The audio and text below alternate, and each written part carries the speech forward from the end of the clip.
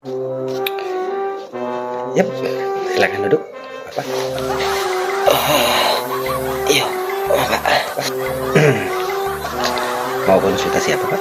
Ada permasalahan apa? Mendingin badan Bo, Pak. Iya, menggigil ya. Oh gitu. Jadi meriang ya, Pak ya. Nah, kalau boleh tahu usia Bapak berapa? 35, Pak. Gak masuk sampai keluar. 35. Ada keluhan lain? Semenjak pajak tu, Iko cok terfikir aja dah Bo, Pak.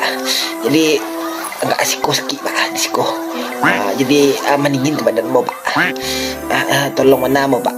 Pobe, Pak. Oh gitu. Baik Bapak. Saya kasih obatnya, yaitu Bapak minum air pelambahan 3 kali sehari.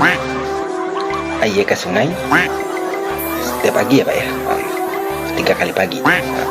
Jadi kalau belum juga sembuh-sembuh, Bapak ambilin aja tabe. Kalau masih juga berlanjut penyakitnya, kalau ada auto lalu nanti Bapak amburkan saja itu. Nanti hilang semua penyakitnya.